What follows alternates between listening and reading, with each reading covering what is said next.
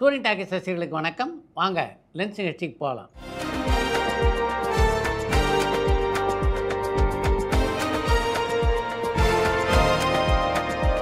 என்னம்மா முதல் கேள்வி? நடிகர் திலகம் சிவாஜி கணேசன் சாருக்கு தமிழ் திரைப்படங்கள்ல பாடகர் கண்டசாலா சார் பின்னணி பாடல்கள் பாடியிருக்காரான்னு கடலாடியிலிருந்து பாலசுப்ரமணியன் கேட்டிருக்காங்க. கல்வனின் காதலி படத்திலே சிவாஜி பாடியிருந்த வெயிலுக்கேற்ற நிழலுண்டு என்ற பாடலை பாடியவர் கண்டசாலா தான். சார், நீங்க கடைசியா தியேட்டர்ல பார்த்த திரைப்படம் என்னன்னு நியூஜெர்சியிலிருந்து இளமாறன் கேட்டிருக்காங்க. நான் கடைசியாக திரையரங்கிலே பார்த்த திரைப்படம்னா அது டிராகன் திரைப்படம் தான். அந்த படத்தை திரையரங்கிலே பார்த்தது ஒரு நல்ல அனுபவமாக அமைந்தது. மனோஜ் பாரதி ராஜா சார் சாய்பு சித்ரால நீங்க இன்டர்வியூ பண்ண எக்ஸ்பீரியன்ஸ் பத்தி ஷேர் பண்ண முடியுமா? இன்டர்வியூக்காக அவர் அப்ரோச் பண்ணப்போ அவர் என்ன சொன்னாரு, அண்ட் இன்டர்வியூ முடிஞ்சதுக்கு அப்புறமா அந்த இன்டர்வியூவை பார்த்து அவர் என்ன சொன்னாருன்னு சென்னையிலிருந்து கௌஷிக் கேட்டிருக்காங்க. மனோஜ் பாரதி ராஜா ஒரு பிறந்த நாளிலிருந்து நான் அறிவேன். அவரை பொறுத்த வரைக்கும் நான் பேட்டிக்கு வரையா அப்படின்லாம் கேட்டு அந்த பேட்டியை ஃபிக்ஸ் பண்ணல. நாளைக்கு மத்தியானம் உன் பேட்டி இருக்குது, கரெக்டாக இத்தனை டைமுக்கு வந்துரு அப்படின்னு எனக்கு சொல்லி அனுப்பிச்சேன். அது மாதிரி குறித்த நேரத்துக்கு வந்தார் மனோஜ் பாரதி ராஜா. அந்த பேட்டி முடிந்ததுக்கு பின்னாலே நானும் மனோஜும் நீண்ட நேரம் பேசி கொண்டிருந்தோம். தமிழ் சினிமாவில் டைரக்ஷன் துறையில் மிகப்பெரிய சாதனை செய்ய வேண்டும் என்ற ஆர்வம் அவருக்கு நிரம்ப இருந்தது. 2-3 கதைகளெல்லாம் கூட எழுதி வைத்திருப்பதாக சொன்னார். அதுக்கான வேலைகளில் ஈடுபட்டிருப்பதாகவும் சொன்னார். இதற்கு நடுவே காலன் அவரை இந்த அளவுக்கு அவசரமாக அழைத்து சென்று விடுவான் என்று ஒரு நாளும் நான் நினச்சி கூட பார்த்ததில்லை அப்படின்றது தான் உண்மை. பராசக்தி திரைப்படத்துக்கும் ரெட் ஜெயிண்ட்டுக்கும் என்ன சம்பந்தம்? எதனால இலங்கையில நடக்கிற ஃபுல் ஷூட்டிங்லயுமே செண்பகமூர்த்தி சார் கலந்துக்கிட்டாருன்னு ஸ்ரீலங்காலேருந்து மதிஷாந்த் கேட்டிருக்காங்க. பராசக்தி படத்தினுடைய தயாரிப்பாளரான ஆகாஷ் பாஸ்கரனும் ரெட் ஜெயிண்ட் செண்பகமூர்த்தியும் நல்ல நண்பர்கள். அந்த நட்பு காரணமாகத்தான் இலங்கையிலே அந்த படத்தினுடைய படப்பிடிப்பு நடைபெற்ற போது செண்பகமூர்த்தி அங்கே சென்றிருந்தார். சம்சாரம் அது மின்சாரம் திரைப்படத்துல ரகுவரன் சார் எப்படி உள்ள வந்தாரு அண்ட் அவருடைய பெர்ஃபார்மன்ஸ் பத்தி விசு சார் அல்லது ஏவிஎம் சரவணன் சார் ஏதாவது ஷேர் பண்ணியிருக்காங்களான்னு பாண்டிச்சேரியிலேருந்து பருந்தமிழன் கேட்டிருக்காங்க. ரகுவரன் ஒரு நல்ல நடிகர் அப்படின்றது ஏவிஎம் சரவணனுக்கு ரொம்ப நல்லா தெரியும். சம்சாரம் மின்சாரம் திரைப்படத்திலே ரகுவரன் நடித்ததுக்கு அதுதான் மிக முக்கியமான காரணம். இதை தாண்டி அவர் அந்த படத்துக்குள்ளே வந்ததுக்கு வேறு என்ன காரணம் இருக்க முடியும்னு நீங்கள் நினைக்கிறீங்க? 2.0 உட்பட ரஜினி சாரனுடைய எந்த படமுமே ஐமேக்ஸ்ல வெளியானதில்லை. ஆனால் இயக்குனர் லோகேஷ் கனகராஜனுடைய லியோவாகட்டும் அல்லது விக்ரம் ஆகட்டும் ஐமேக்ஸ்ல வெளியாகிருக்கு. இப்போ அடுத்து ரஜினி சாரனுடைய கூலி திரைப்படமும் ஐமேக்ஸ்ல வெளியாகிறதுக்கான வாய்ப்புகள் இருக்கான்னு மட்டக்களப்புல இருந்து மயூரன் கேட்டிருக்காங்க. கூலி திரைப்படம் ஐமேக்ஸில் வெளியாவதற்கு 100% வாய்ப்புகள் இருக்கின்றன. இயக்குனர் விக்ரமன் சார் அண்ட் இசைஞானி இளையராஜா சார் இவங்க 2 பேரும் ஒரு படத்துலயாவது சேர்ந்து ஒர்க் பண்ணியிருக்காங்களா? அப்படி ஒர்க் பண்ணலைன்னா அதுக்கான காரணம் தெரிஞ்சா ஷேர் பண்ண முடியுமான்னு திருச்சியிலேருந்து பாலு கேட்டிருக்காங்க. இசைஞானி இளையராஜாவோடு இணைந்து விக்ரமன் ஒரு திரைப்படத்தை உருவாக்குவதாக இருந்தது. அதற்கான பாடல் கம்போசிங்லாம் கூட நடந்தது. ஒரு சில காரணங்களால் அது நடக்கலை, அவ்வளவுதான். சார், துக்கம் நடந்த வீடுகளில் ஊடகங்களுடைய செயல் வரம்பு மீறினதா இருக்கு, குறிப்பா சமூக வலைத்தள ஊடகங்கள். இதை பத்தின உங்களுடைய கருத்து என்னன்னு கோவையிலிருந்து சுந்தர் கேட்டிருக்காங்க. விஜய் ஆண்டனியுடைய மகள் மறைந்த போது ஊடகங்கள் அநாகரிகமாக நடந்து கொண்டதாக பலத்த கண்டனம் எழுந்தது. இனி இது போன்ற சோக சம்பவங்கள் நடைபெறும் போது ஊடகங்களுடைய கேமராவை உள்ளே அனுமதிக்கவே கூடாது என்று பலரும் அப்போது கருத்து தெரிவித்திருந்தார்கள். ஆனாலும் இதை ஒரு தீர்மானமாக யாரும் அந்த காலத்தில் கொண்டு வரல. இப்போதாவது விழித்து கொண்டு இனியாவது இது போன்ற சம்பவம் நடக்காமல் தவிர்த்தார்கள் என்றால் நல்லாயிருக்கும் அப்படின்றது தான் என்னுடைய எண்ணம். இயக்குனர் KS ரவிக்குமார் சார் நடிகர் சத்யராஜ் சாரை வச்சு படம் இயக்காததுக்கான காரணம் என்னன்னு குவைட்லேருந்து அமிர்தேஸ்வரன் கேட்டிருக்காங்க. KS ரவிக்குமாருக்கும் சத்யராஜுக்கும் வாய்க்கால் உறப்பு தகராறு ஏதாவது இருக்கா என்ன? சந்தர்ப்பங்கள் அமையல. இவர் அவரோட ஏன் நடிக்கல, அவர் இவரோட ஏன் நடிக்கல என்று பல கேள்வியில் நீங்கள் தொடர்ந்து கேட்டுக்கிட்டு இருக்கீங்க. உங்களுடைய கேள்வி அடுத்து கூட பார்த்தீங்கன்னா மோகன் ஏன் விவேக்கோடு சேர்ந்து நடிக்கவில்லை அப்படின்னு ஒரு கேள்வி இருக்குது. இவங்கெல்லாம் சேர்ந்து பணியாற்றலைன்னா அதுக்கு முக்கியமான காரணம் சரியான வாய்ப்புகள் அமையவில்லை என்பது தான்.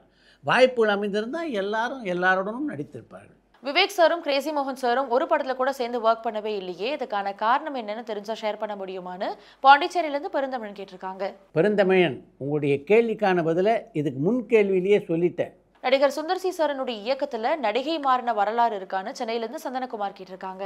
எல்லா இயக்குநர்களுடைய படங்களிலும் இந்த கதாநாயகி மாற்றம் என்பது தவிர்க்க முடியாது என்று தான் சொல்லணும். அரண்மனை திரைப்படத்திலேயே ஆண்ட்ரியா நடித்திருந்த கதாபாத்திரத்திலே முதலிலே நடிக்க இருந்ததுன்னு பார்த்தீங்கன்னா அது நயன்தாரா தான். அதுக்கு பின்னாலே சில பிரச்சனைகள் காரணமாக அவர் அந்த படத்தில் நடிக்கலை. ஆண்ட்ரியா அந்த படத்துக்குள்ளே வந்தார். அது மாதிரி ராயலட்சுமி நடித்திருந்த கதாபாத்திரத்தை முதல்ல நடிக்க இருந்தவர் ராகினி திரிவேதி. சார், இப்போ நடிக்கிற நடிகர் நடிகைகளுடைய மேக்கப் பண்ணணும்னா கேரவன் ஒரு வாகனம் இருக்க மாதிரி முந்தைய காலகட்டத்தில் பெட்ஃபோர்ட்னு ஒரு விஷயத்த சொல்றாங்களே, அப்படின்னா அது எப்படி இருக்கும்? அதோடைய புகைப்படம் இருந்தால் ஷேர் பண்ண முடியுமா? இன்னைக்கும் பெட்ஃபோர்ட் கம்பெனியும் அந்த வாகனமும் நடைமுறையில் இருக்கான்னு திருச்சியிலிருந்து பாலு கேட்டிருக்காங்க. இப்போது உள்ளதை போல கேரவன் வசதிகள்லாம் ஒரு 30-40 வருடங்களுக்கு முன்னால் கிடையாது. இந்த பெட்ஃபோர்ட் வேன் அப்படின்றது இருக்க எது செட்டு சாமான்கள் எல்லாம் ஏற்றி செல்வதற்காக பயன்படுத்தக்கூடிய ஒரு வண்டி, அவ்வளவுதான். அதில் எந்த வசதியும் இருக்காது. நடிகைகள் உடை மாற்றிக்கொள்ளணுன்னா வேறு வழி இல்லை இல்லையா, அதனால் அந்த வேனுக்குள்ளே உடை மாற்றிக்கொண்டு கீழே இறங்குவாங்க, அவ்வளவுதான். சார், எம்புரான் திரைப்படத்தினுடைய வெளியீட்டை கவனிச்சிங்களா? ப்ராப்பர் ப்ரமோஷனோட நிறைய திரையரங்குகளில் திட்டமிட்டபடி கிராண்டாக ரிலீஸ் பண்ணியிருக்காங்க. இதே லைக்கா நிறுவனம் அவங்களோட இருந்திருந்தாங்கன்னா இது நடந்திருக்குமா? லைக்காவை அவங்க படத்திலிருந்து வெளியேற்றினது ஒரு பாசிட்டிவான விஷயமா அவங்களுக்கு அமைஞ்சுதான் நான் நினைக்கிறேன். இதை பற்றின உங்களுடைய கருத்து என்னன்னு ஸ்ரீலங்காலேருந்து மதிஷாந்த் கேட்டிருக்காங்க. ஒரு சில பிரச்சனைகள் காரணமாக லைக்கா புரொடக்ஷன் சமீபத்திலே வெளியிட்ட சில திரைப்பட வெளியீடுகள் சரியாக அமையலை. அதற்காக இந்த அளவுக்கு கடுமையான விமர்சனத்தை லைக்கா புரொடக்ஷன்ஸ் நிறுவனத்தின் மீது நீங்கள் வைத்திருக்க வேண்டாம் என்பது தான் என்னுடைய எண்ணம். ஒரு படத்தை யூஸ்வலான முறையில் படப்பிடிப்பு நடத்திட்டு அதை ஐமேக்ஸ் டெக்னாலஜிக்கு மாற்றுறதுக்கு குறைந்தபட்சம் எவ்வளவு செலவாகும்னு மட்டக்களப்பிலிருந்து மயூரன் கேட்டிருக்காங்க. ரெகுலர் ஃபார்மெட்டில் படமாக்குகின்ற ஒரு திரைப்படத்தை ஐமேக்ஸில் மாற்றுறதுன்னா அதுக்கு எக்கச்சக்கமாக செலவாகும். இயக்குனர் எம்எம் பாரதிராஜா சார் டைரக்ஷன்ல நடிகர் ராமராஜன் சார் நடிச்சிருக்காரான்னு குவைத்லேருந்து அமிர்தேஸ்வரன் கேட்டிருக்காங்க. பாரதி ராஜாவுடைய இயக்கத்தில் ராமராஜன் இது வரைக்கும் நடித்ததில் பாரதி ராஜாவுடைய தயாரிப்பிலே ஒரு திரைப்படத்திலே அவர் நடித்திருக்கிறார். உலக நாயகன் கமல்ஹாசன் சாரனுடைய கிளாசிக் நடன படங்கள் வெற்றி பெறதுக்கான காரணம் என்னன்னு நீங்க நினைக்கிறீங்கன்னு சென்னையிலேருந்து சந்தனகுமார் கேட்டிருக்காங்க. அதற்கு 2 காரணங்களை சொல்லலாம். ஒன்று, அந்த படங்களுடைய திரைக்கதை. 2வது, அந்த படத்துக்காக கமல்ஹாசன் போட்ட உழைப்பு. சார், நீங்க நடிகர் ஜெய்சங்கர் சாரோட எத்தனை படங்கள்ல சேர்ந்து நடிச்சிருக்கீங்கன்னு குவைத்லேருந்து அமிர்தேஸ்வரன் கேட்டிருக்காங்க. ஜெய்சங்கருடைய நடிப்பில் 2 படங்களை நான் தயாரித்திருக்கிறேன். ஆனால் எந்த படத்திலும் அவரோடு இணைந்து நடிக்கின்ற வாய்ப்பு எனக்கு அமையலை. இந்தியன் பார்ட் 3 திரைப்படம் திரையரங்குகளில் வெளியாகாதுன்னும் லைக்கா நிறுவனம் அந்த படத்தை கிடப்பில் போட்டுட்டதாகவும் வர தகவல்கள் உண்மையா? அந்த திரைப்படம் டைரக்ட் OTT ரிலீஸ் ஆனா இயக்குனர் சங்கர் சார் அதை சம்மதிப்பாரான்னு ஸ்ரீலங்காலேருந்து மதிஷாந்த் கேட்டிருக்காங்க. இன்றைக்கு இருக்கின்ற சூழ்நிலையை பார்க்கும்போது இந்தியன் 3 திரைப்படம் திரையரங்குகளில் வெளியாவதற்கான வாய்ப்புகள் ரொம்ப குறைவாக இருப்பதாகத்தான் நான் நினைக்கிறேன்.